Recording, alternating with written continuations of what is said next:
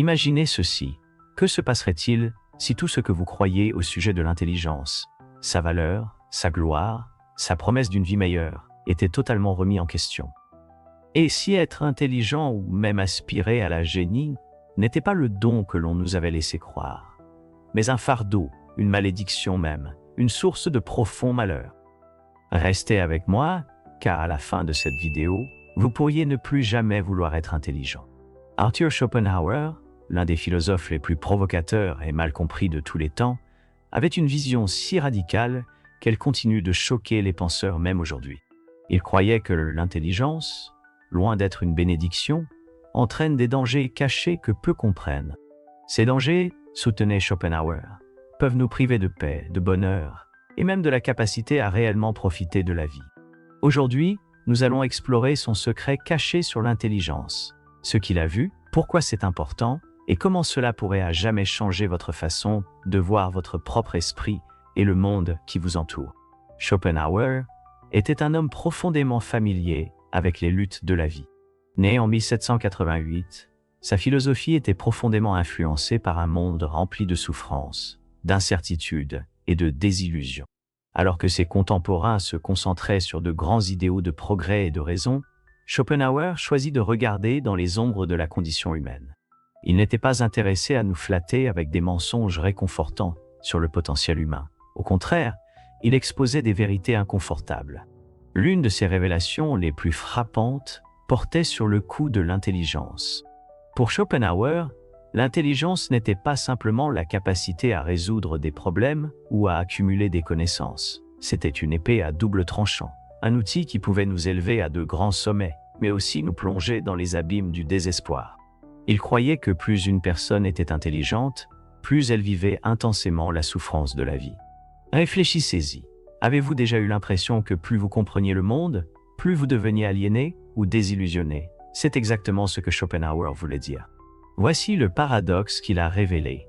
L'intelligence accroît notre conscience, mais elle amplifie aussi notre sensibilité à la douleur et à l'imperfection. Plus la lumière de notre compréhension brille, plus les ombres qu'elle projette sont sombres. Un esprit intelligent, selon Schopenhauer, voit à travers les illusions, les mensonges réconfortants que nous nous racontons pour rendre la vie supportable. Il voit la futilité de poursuivre des désirs sans fin, la nature éphémère du succès et l'inévitabilité de la perte. Bien que cette prise de conscience puisse mener à des réflexions profondes, elle peut aussi nous laisser sentir isolés, accablés et détachés. Les réflexions de Schopenhauer résonnent profondément avec le concept de la peur existentielle, un terme popularisé par des penseurs comme Søren Kierkegaard et Jean-Paul Sartre. Plus nous comprenons l'univers et notre place en son sein, plus nous sommes confrontés à son indifférence. C'est un fardeau que les personnes très intelligentes portent plus intensément que les autres. Schopenhauer soutenait que cette prise de conscience accrue pouvait même éroder notre capacité à trouver de la joie dans les plaisirs simples. Une personne moins intelligente pourrait trouver du contentement dans des routines banales ou des poursuites superficielles, mais un individu intelligent voit souvent au-delà de ces distractions, les rendant creuses et insatisfaisantes. Cela signifie-t-il que l'intelligence est intrinsèquement mauvaise? Pas exactement. Schopenhauer reconnaissait sa valeur, mais nous exhortait à la voir pour ce qu'elle est vraiment. Un outil, non une solution. Il pensait que beaucoup de personnes intelligentes tombent dans le piège de trop compter sur leur intellect pour naviguer dans la vie, espérant que cela les conduira au bonheur. Mais le bonheur, soutenait-il, n'est pas le produit de la connaissance ou du raisonnement. Il est enraciné dans quelque chose de bien plus simple et paradoxalement moins cérébral, la paix de l'esprit. Considérez ceci. Combien de fois avez-vous été consumé par une réflexion excessive? Combien de nuits sans sommeil avez-vous passé à rejouer des scénarios dans votre esprit, à analyser, à douter, à tenter de trouver des réponses à des questions sans réponse? Schopenhauer dirait que c'est la malédiction de l'intelligence, un esprit agité qui ne peut s'empêcher de chercher, même lorsqu'il n'y a rien à trouver. À ce stade, vous vous demandez peut-être si l'intelligence est vraiment une épée à double tranchant. Que pouvons-nous en faire? Devons-nous réprimer notre curiosité, nous détourner de la recherche de connaissances ou nous efforcer de devenir moins conscients? La réponse de Schopenhauer était étonnamment pratique. Bien qu'il ne suggère pas d'abandonner l'intelligence, il insistait sur l'importance de gérer ses effets. Il croyait que cultiver la tranquillité, un état de calme intérieur et de détachement, était l'antidote à l'agitation causée par un esprit trop actif. La tranquillité, selon Schopenhauer, exige que nous acceptions certaines vérités sur la vie. Tout d'abord, nous devons reconnaître que la souffrance fait partie intégrante de l'expérience humaine. Au lieu de résister ou d'essayer de comprendre, nous devrions apprendre à coexister avec. Ensuite, nous devons reconnaître les limites de notre compréhension. Peu importe notre intelligence, il y aura toujours des mystères que nous ne pourrons pas résoudre et des questions auxquelles nous ne pourrons pas répondre. Accepter cela peut nous libérer de la quête épuisante de la certitude. Enfin, Schopenhauer nous a exhortés à rechercher le sens non dans de grands accomplissements ou conquêtes intellectuelles, mais dans les simples et fugaces moments de beauté et de connexion que la vie offre, un coucher de soleil, une œuvre musicale, une conversation tranquille avec un être cher. Ce sont des trésors que même l'esprit le plus brillant ne peut améliorer. Mais voici le retournement. Schopenhauer croyait aussi que la forme ultime de tranquillité réside dans le lâcher-prise du soi, cette entité même qui désire compréhension et contrôle. Cette idée radicale s'inspire des philosophies orientales, en particulier du bouddhisme, qui a influencé sa pensée. En transcendant l'ego, soutenait Schopenhauer, nous pourrions nous libérer du cycle sans fin du désir et de la souffrance que l'intelligence amplifie si souvent. Que signifie cela pour vous? Comment les réflexions de Schopenhauer sur l'intelligence s'appliquent-elles à votre vie? Prenons un moment pour réfléchir. Avez-vous déjà eu l'impression que votre intelligence, ou votre besoin constant de comprendre et d'analyser, vous a rendu plus malheureux que comblé? Avez-vous déjà souhaité pouvoir arrêter vos pensées, ne serait-ce que un instant, et trouver la paix dans le simple fait d'être? Partagez vos réflexions dans les commentaires ci-dessous, car c'est une conversation qui mérite d'être tenue. Et souvenez-vous, nous ne faisons que commencer à découvrir le secret caché de Schopenhauer sur l'intelligence. Ce qu'il a révélé ensuite pourrait changer la façon dont vous percevez non seulement votre esprit, mais votre existence entière. Maintenant, plongeons plus profondément dans la perspective de Schopenhauer et découvrons pourquoi il croyait que l'intelligence conduit souvent à un profond sentiment d'isolement. Pour comprendre cela, nous devons examiner un principe clé de sa philosophie, la volonté de vivre. Pour Schopenhauer, la volonté de vivre est la force fondamentale qui anime toute existence. C'est une impulsion insatiable et aveugle qui pousse chaque être vivant à survivre, se reproduire et lutter, même face à la souffrance inévitable. Cette volonté est irrationnelle, implacable et surtout indifférente au bonheur ou au bien-être de l'individu. Selon Schopenhauer, nous sommes tous esclaves de la volonté, piégés dans un cycle sans fin de désir et de mécontentement. C'est ici qu'intervient l'intelligence. Une personne moins intelligente pourrait vivre en harmonie avec la volonté, poursuivant des désirs sans remettre en question leur signification ou leur but plus profond. Mais pour l'individu très intelligent, l'histoire est très différente. Leur conscience accrue leur permet de percer les illusions de la volonté, reconnaissant la futilité de la poursuite d'un désir après l'autre, pour finalement rester insatisfait. Cette clarté a toutefois un prix. Elle crée une déconnexion entre l'individu intelligent et le reste de l'humanité. Après tout, comment pouvez-vous vous identifier à ceux qui se contentent de recherches superficielles lorsque vous voyez les vérités plus profondes et sombres de la vie? Ce décalage peut amener l'individu intelligent à se sentir comme un outsider, un observateur plutôt qu'un participant à l'expérience humaine. Ils sont accablés par des révélations que la plupart des gens n'affrontent jamais, des révélations qui révèlent l'absurdité et la fugacité de l'existence. Mais voici le paradoxe. Schopenhauer croyait que cette même intelligence, qui isole et accable, peut également éclairer le chemin vers la compréhension des luttes inhérentes à la vie. Ce qui nous pèse nous tient également la clé pour transcender la volonté. Comment? Grâce au pouvoir de l'art et de la contemplation.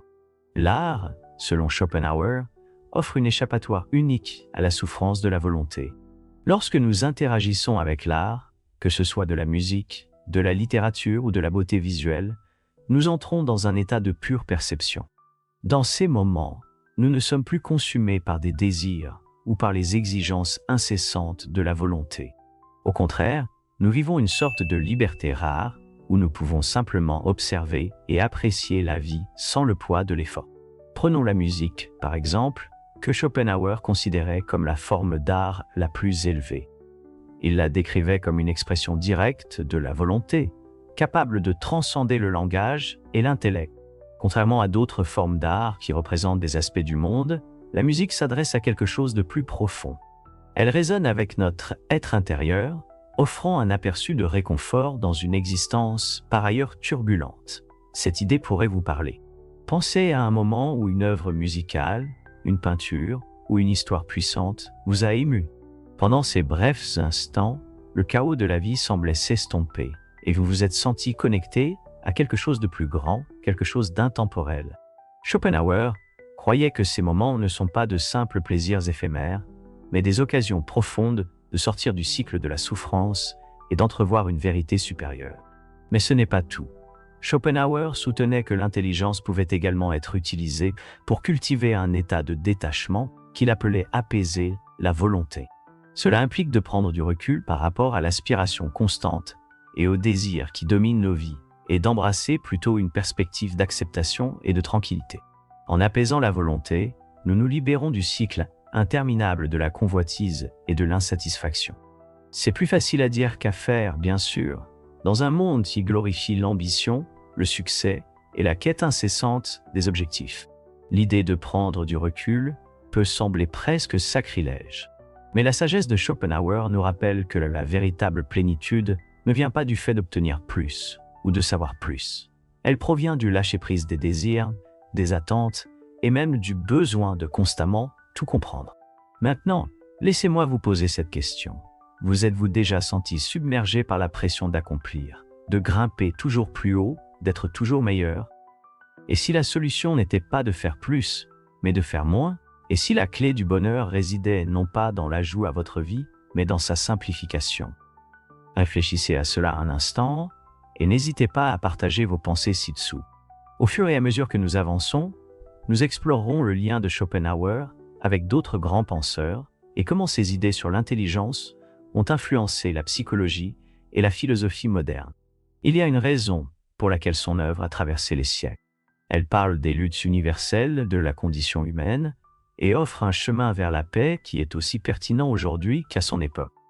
Et voici la partie la plus fascinante. Bien que les idées de Schopenhauer puissent sembler lourdes, voire pessimistes, elles pointent finalement vers un profond sentiment de libération.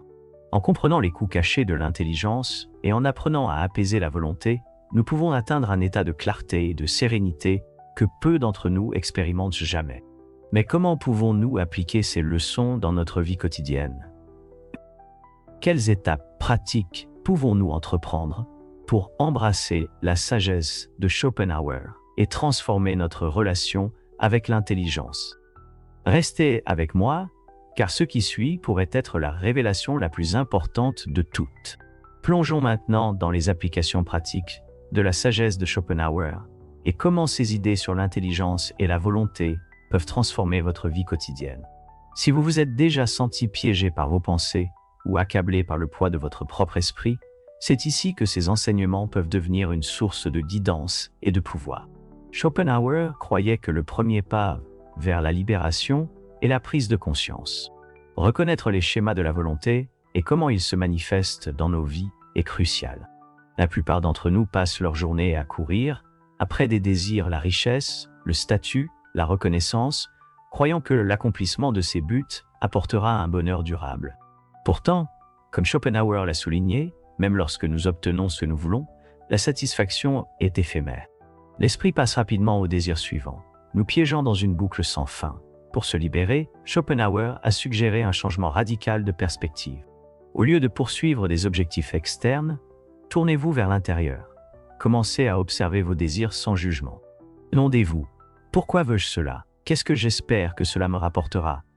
Souvent, vous constaterez que les choses que vous poursuivez sont enracinées dans les attentes sociétales ou des impulsions passagères, et non dans des besoins sincères.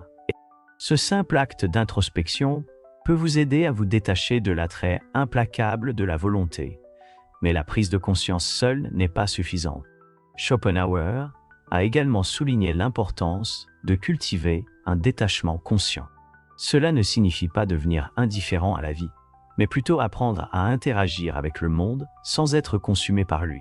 Une façon de pratiquer cela est à travers la méditation ou la réflexion calme. En vous asseyant dans le silence et en observant vos pensées, vous pouvez créer un espace entre vous et le bavardage constant de votre esprit. Au fil du temps, cette pratique peut vous aider à développer une perspective calme et centrée, même au milieu des défis de la vie. Un autre outil pratique que Schopenhauer préconisait est la recherche de la nourriture intellectuelle et artistique. Rappelez-vous, il croyait que l'art et la philosophie ont le pouvoir de nous élever au-delà de la souffrance de la volonté. S'engager avec de grandes œuvres littéraires, musicales ou philosophiques n'est pas seulement une forme d'évasion. C'est un moyen de se connecter à des vérités plus profondes sur l'existence. Quand vous vous immergez dans une symphonie puissante ou que vous vous abandonnez à un livre profond, vous vivez un moment rare de transcendance, une chance de sortir du chaos de la vie quotidienne et de toucher quelque chose d'éternel. Les idées de Schopenhauer ont également des implications profondes sur la façon dont nous nous rapportons aux autres. L'un des coups cachés de l'intelligence, comme nous l'avons discuté, est le sentiment d'isolement.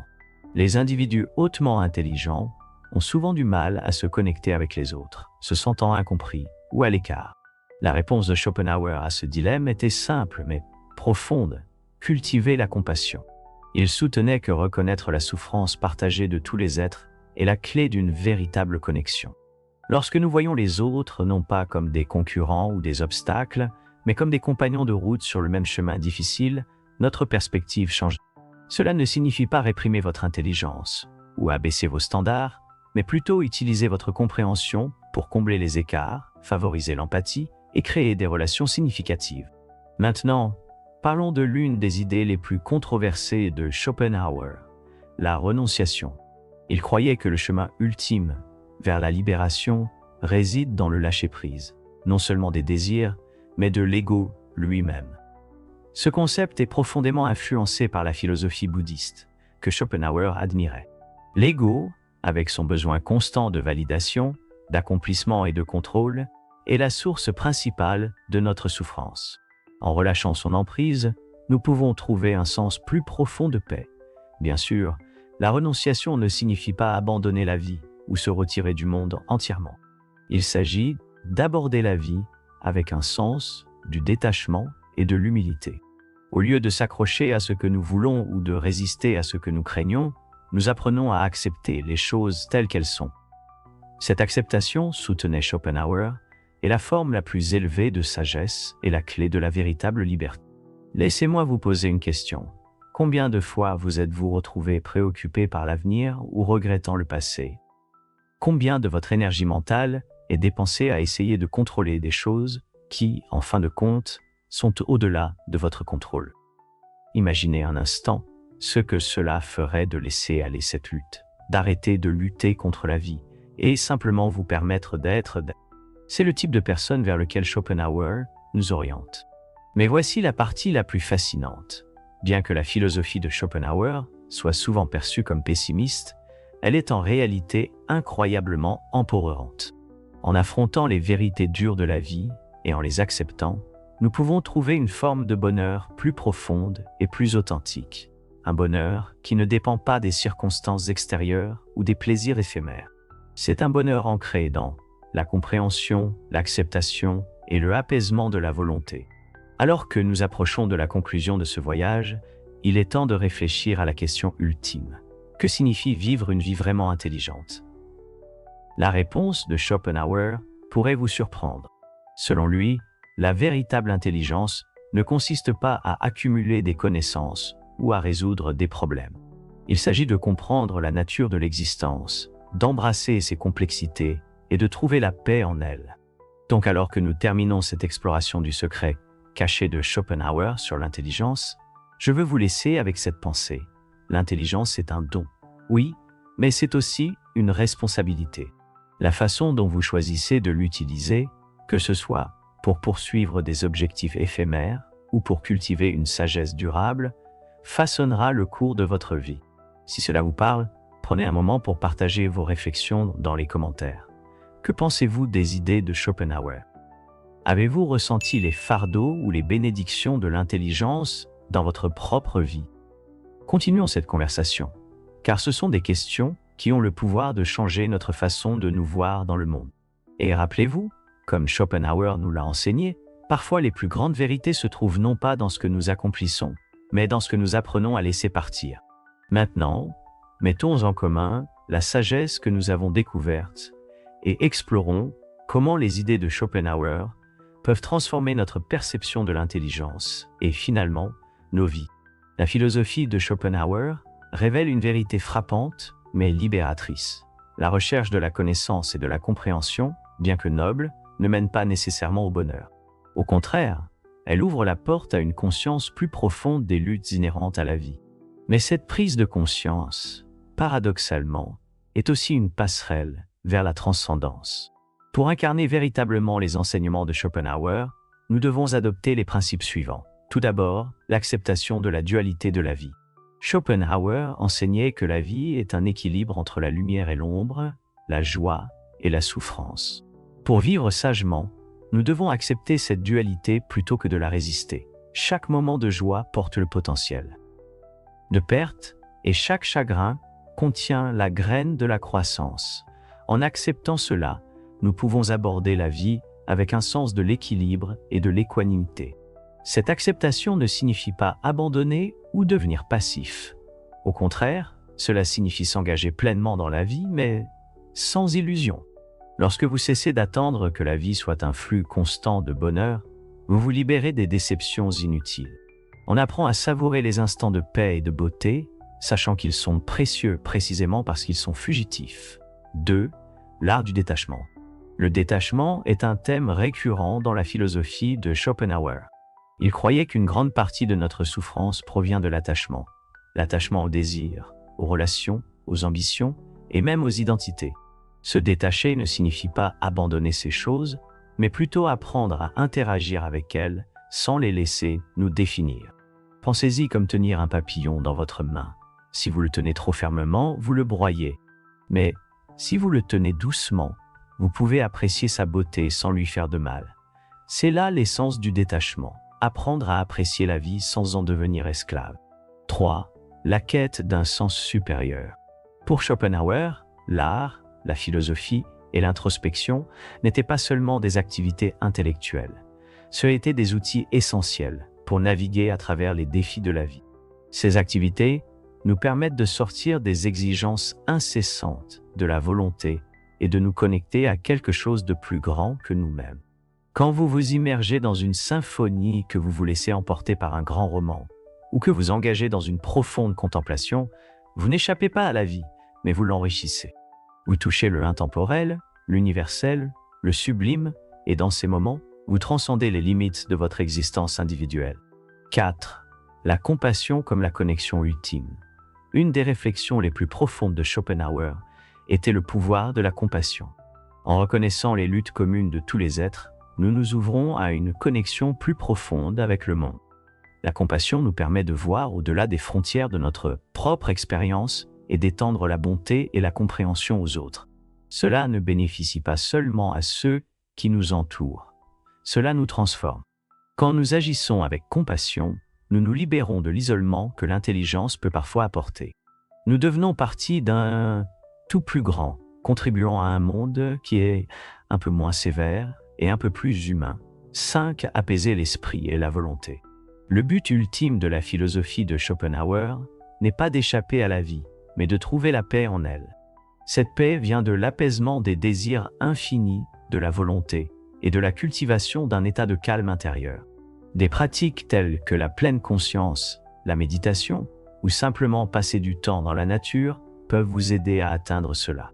Imaginez-vous assis au bord d'un lac paisible, regardant l'eau réfléchir le ciel. En ce moment, votre esprit est calme, votre cœur est léger, et le monde semble entier.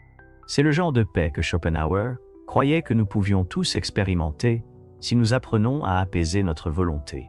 En conclusion de ce voyage dans le secret caché de Schopenhauer sur l'intelligence, revenons à la question que nous avons posée au début. L'intelligence est-elle un don ou un fardeau? La réponse, comme nous l'avons vu, est les deux. L'intelligence peut nous isoler, nous peser et révéler des vérités inconfortables sur la vie. Mais elle peut aussi nous élever, nous libérer et nous connecter à la beauté profonde et au mystère de l'existence. Le choix nous appartient. Nous pouvons laisser notre intelligence devenir une source de souffrance, ou nous pouvons l'utiliser comme un outil de croissance, de compassion et de transcendance. Les enseignements de Schopenhauer nous rappellent que la vraie sagesse ne réside pas dans l'évasion de la vie, mais dans son acceptation totale, avec toutes ses contradictions. Ainsi, alors que vous avancez, prenez un moment pour réfléchir à ce que vous avez appris. Comment utiliserez-vous votre intelligence, non seulement pour comprendre le monde, mais pour le transformer? Comment apaiserez-vous votre volonté et cultiverez-vous un sentiment de paix et de but? Et surtout, comment vous connecterez-vous aux autres, non pas malgré votre intelligence, mais à cause d'elle, si ces idées résonnent en vous? Poursuivons la conversation. Partagez vos pensées, vos questions et vos propres expériences avec l'intelligence et la découverte de soi. Ensemble, nous pouvons explorer les vérités plus profondes qui rendent la vie non seulement supportable, mais significative. Souvenez-vous, comme nous l'a enseigné Schopenhauer, les plus grandes insights viennent souvent de l'acceptation des paradoxes de l'existence. L'intelligence n'est pas seulement un fardeau, c'est aussi un phare, éclairant le chemin vers une vie plus profonde et authentique. Merci de votre écoute.